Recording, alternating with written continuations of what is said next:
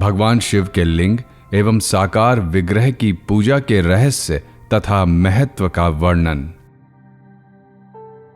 सूत जी कहते हैं, शौनक, जो श्रवण, कीर्तन और मनन इन तीनों साधनों के अनुष्ठान में समर्थ ना हो, वह भगवान शंकर के लिंग एवं मूर्ति की स्थापना करके नित्य उसकी पूजा करे तो संसार सागर से पार हो सकता है। अपनी शक्ति के अनुसार धनराशि ले जाए और उसे शिवलिंग अथवा शिव की मूर्ति की सेवा के लिए अर्पित कर दे। साथ ही निरंतर उस लिंग एवं मूर्ति की पूजा भी करे। उसके लिए भक्ति भाव से मंडप, गोपुर, तीर्थ, मठ एवं क्षेत्र की स्थापना करे तथा उत्सव रचाए। वस्त्र, गंध, पुष्प, धूप, दीप तथा पुआ और शाकादि व्यंजनों से युक्त भांति भांति के भक्ष्य भोजन अन्न नैवेद्य के रूप में समर्पित करे।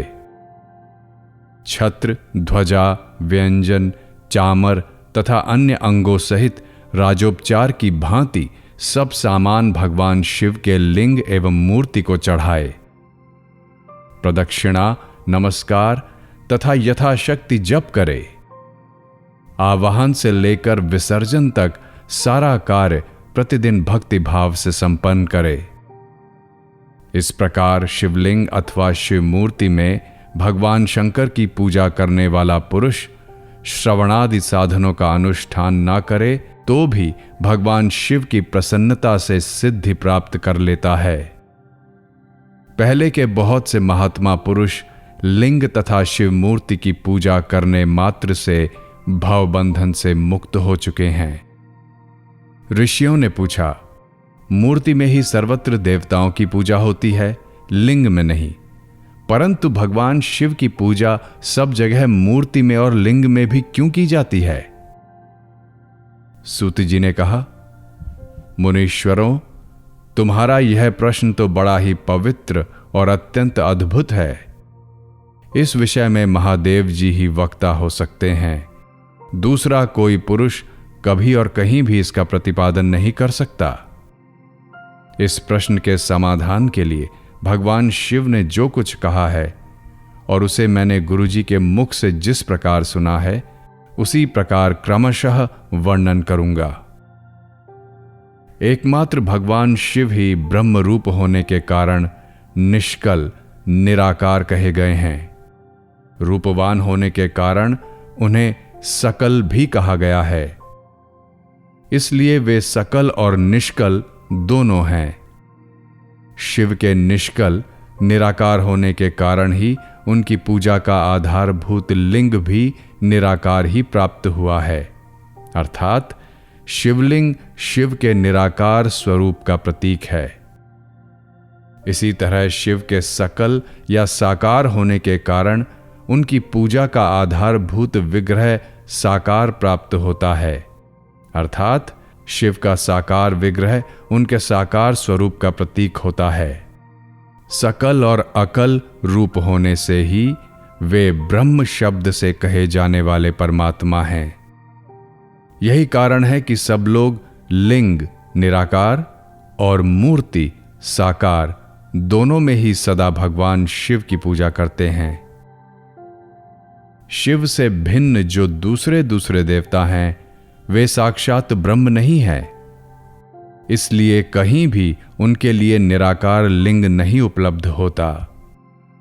पूर्व काल में बुद्धिमान ब्रह्म पुरुष सनत कुमार मुनि ने मंदराचल पर नंदिकेश्वर से इसी प्रकार का प्रश्न किया था।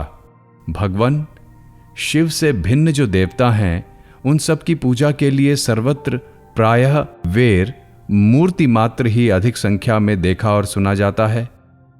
केवल भगवान शिव की ही पूजा लिंग और वेर दोनों का उपयोग देखने में आता है। अतः कल्याणमय नंदिकेश्वर, इस विषय में जो तत्व की बात हो उसे मुझे इस प्रकार बताइए जिससे अच्छी तरह समझ में आ जाए।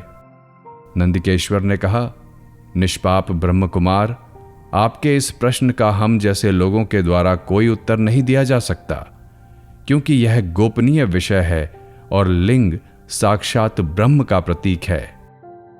तथापि आप शिव भक्त हैं, इसलिए इस विषय में भगवान शिव ने जो कुछ बताया है उसे ही आपके समक्ष कहता हूं। भगवान शिव ब्रह्म स्वरूप और निष्कल निराकार हैं, इसलिए उन्हीं की पूजा में निष्कल लिंग का उपयोग होता है। संपूर्ण वेदों का यही मत है। सनत कुमार बोले, महाभाग योगींद्र, आपने भगवान शिव तथा दूसरे देवताओं के पूजन में लिंग और वेर के प्रचार का जो रहस्य विभाग पूर्वक बताया है वह यथार्थ है। इसलिए लिंग और वेर की आदि उत्पत्ति का जो उत्तम वृत्तांत है उसी को मैं इस समय सुनना चाहता हूं। लिंग के प्राकट्य का रहस्य सूचित करने वाला प्रसंग मुझे सुनाइए। इसके उत्तर में नंदिकेश्वर ने भगवान महादेव के निष्कल स्वरूप लिंग के आविर्भाव का प्रसंग सुनाना आरंभ किया। उन्होंने ब्रह्मा तथा विष्णु के संवाद, देवताओं की व्याकुलता एवं चिंता, देवताओं का दिव्य कैलाश शिखर पर गमन, उनके द्वारा चंद्रशेखर महादेव का स्तवन, देवताओं से प्रेरित हुए महादेव जी का ब्रह्मा और विष्णु के विवाद स्थल में आगमन तथा दोनों के बीच में निष्कल आदि अंत रहित भीषण अग्नि स्तंभ के रूप में उनका आविर्भाव आदि प्रसंगों की कथा कही। तदंतर श्री ब्रह्मा और विष्णु दोनों के द्वारा उस ज्योतिर्मय स्तंभ की ऊंचाई और गहराई का थाह लेने की चेष्टा एवं केतकी पुष्प के शाप वरदान आदि के प्रसंग भी सुनाए। महेश्वर का ब्रह्मा और विष्णु को अपने निष्कल और सकल स्वरूप का परिचय देते हुए लिंग पूजन का महत्व बताना। नंदिकेश्वर कहते हैं, तदंतर वे दोनों ब्रह्मा और विष्णु भगवान शंकर को प्रणाम करके दोनों हाथ जोड़ उनके दाएं बाएं भाग में चुपचाप खड़े हो गए। फिर उन्होंने वहां साक्षात प्रकट पूजनीय महादेव जी को श्रेष्ठ आसन पर स्थापित करके पवित्र पुरुष वस्तुओं द्वारा उनका पूजन किया। दीर्घ काल तक अविकृत भाव से सुस्थिर रहने वाली वस्तुओं को पुरुष वस्तु कहते हैं और अल्पकाल तक ही टिकने वाली क्षणभंगुर वस्तुएं प्राकृत वस्तु कहलाती हैं। इस तरह वस्तु के ये दो भेद जानने चाहिए। हार, नुपुर, केयूर, किरीट, मणिमय कुंडल, यज्ञोपवीत, उत्तरीय वस्त्र, पुष्पमाला, रेशमी वस्त्र, हार, मुद्रिका पुष्प, तांबुल, कपूर, चंदन एवं अग्रु का अनुलेप, धूप, दीप, श्वेत छत्र, व्यंजन ध्वजा, चंवर तथा अन्यान्य दिव्य उपहारों द्वारा जिनका वैभव वाणी और मन की पहुंच से परे था, जो केवल पशुपति परमात्मा के ही योग्य थे और जिन्हें पशु बद्ध जीव कदापि नहीं पा सकते थे, उन दोनों ने अपने स्वामी महेश्वर का पूजन किया। सबसे पहले वहां ब्रह्मा और विष्णु ने भगवान शंकर की पूजा की। इससे प्रसन्न हो भक्तिपूर्वक भगवान शिव ने वहां नम्र भाव से खड़े हुए उन दोनों देवताओं से मुस्कुराकर कहा, पुत्रों, आज का दिन एक महान दिन है। इसमें तुम्हारे द्वारा जो आज मेरी पूजा हुई है, इसमें मैं तुम लोगों पर बहुत प्रसन्न हूं। इसी कारण यह दिन परम पवित्र और महान से महान होगा। आज की यह तिथि शिवरात्रि के नाम से विख्यात होकर मेरे लिए परम प्रिय होगी। इसके समय में जो मेरे लिंग निष्कल अंग आकृति से रहित निराकार स्वरूप के प्रतीक वेर, सकल साकार रूप के प्रतीक विग्रह की पूजा करेगा, वह मनुष्य जगत की सृष्टि और पालन आदि कार्य भी कर सकता है। जो शिवरात्रि को दिन रात निराहार एवं जितेंद्रिय रहकर अपनी शक्ति के अनुसार निश्चल भाव से मेरी यथोचित पूजा करेगा, उसको मिलने वाले फल का वर्णन सुनो। 1 वर्ष तक निरंतर मेरी पूजा करने पर जो फल मिलता है, वह सारा फल केवल शिवरात्रि को मेरा पूजन करने से मनुष्य तत्काल प्राप्त कर लेता है। जैसे पूर्ण चंद्रमा का उदय समुद्र की वृद्धि का अवसर है, उसी प्रकार यह शिवरात्रि तिथि मेरे धर्म की वृद्धि का समय है। इस तिथि में मेरी स्थापना आदि का मंगलमय उत्सव होना चाहिए। पहले मैं जब ज्योतिर्मय स्तंभ रूप से प्रकट हुआ था, वह समय मार्गशीर्ष मास में आर्दा नक्षत्र से युक्त पूर्णमासी या प्रतिपदा था। जो पुरुष मार्गशीर्ष मास में आर्धा नक्षत्र होने पर पार्वती सहित मेरा दर्शन करता है अथवा मेरी मूर्ति या लिंग की ही झांकी करता है, वह मेरे लिए कार्तिकेय से भी अधिक प्रिय है। उस शुभ दिन को मेरे दर्शन मात्र से पूरा फल प्राप्त होता है। यदि दर्शन के साथ साथ मेरा पूजन भी किया जाए तो इसका अधिक फल प्राप्त होता है कि उसका वाणी द्वारा वर्णन नहीं हो सकता।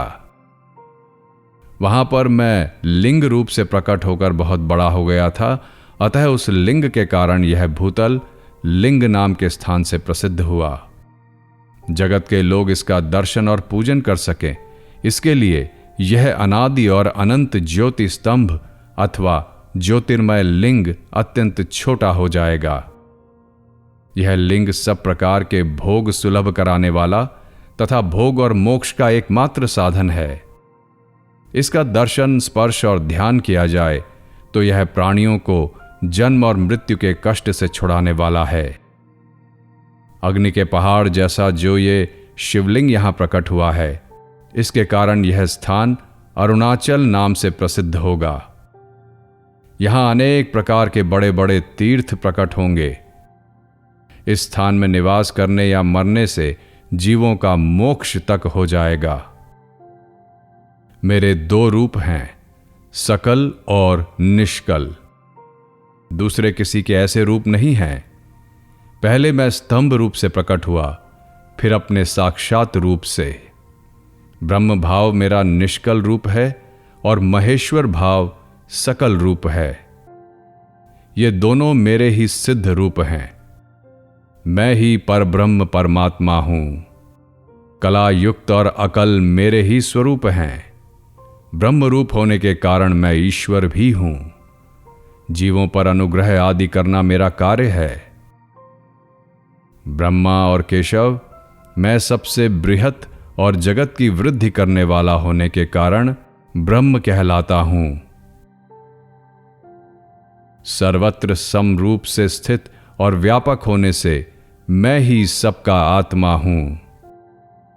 सर्ग से लेकर अनुग्रह तक जो जगत संबंधी 5 कृत्य हैं, वे सदा मेरे ही हैं, मेरे अतिरिक्त किसी दूसरे के नहीं हैं।